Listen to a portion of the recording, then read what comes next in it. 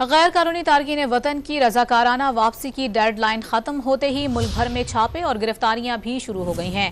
حراستی مراکز میں تارکین وطن کی رجسٹریشن اور ویریفیکیشن کی جا رہی ہے۔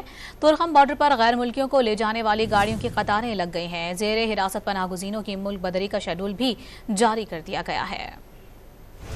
غیر قانونی تارکین وطن کو دی گئی مہلت ختم ہوتے ہی پکڑ دھکڑ شروع۔ کراچی اور راولپنڈی سے متعدد افغان باشندے گرفتار کر لیے گئے۔ وفاقی وزارت داخلہ نے تارکین وطن کو گرفتار کر کے ملک بدر کرنے کے احکامات جاری کر دیے۔ پاک افغان تورخم بارڈر پر غیر قانونی افغان باشندوں کی واپسی جاری ہے۔ گاڑیوں کی طویل قطاریں لگ گئیں۔ راولپنڈی میں غیر قانونی تارکین وطن کو عارضی طور پر رکھنے کے انتظامات مکمل کر لیے گئے۔ FIA نادرا اور پولیو ورکرز کی ٹیمیں بھی سینٹرز میں تعینات ہیں۔ لاہور میں بھی پناہ گاہیں تیار ہیں۔ پولیس نے میپنگ مکمل کر لی۔ سگیاں پل کے قریب بند روڈ، شاہدرہ فروخ آباد کی لوکیشنز ہاٹ اسپاٹ قرار دیے گئے ہیں۔ کراچی میں پولیس نے غیر قانونی تارکین وطن کو واپس اپنے ممالک جانے کے اعلانات کیے۔ سہراب گوٹ پر بڑا آپریشن کیا گیا۔ گھر گھر تلاشی کے دوران شناختی کارڈ چیک کیے گئے۔ سیکیورٹی فورسز نے جیو فینسنگ اور جیو ٹیگنگ کے ذریعے بھی اہداف کا تعین کر لیا۔ کریک ڈاؤن کے پہلے ہی روز اسلام آباد سے گرفتار 64 افغان باشندوں کو افغانستان بھیج دیا گیا۔ کراچی سے 30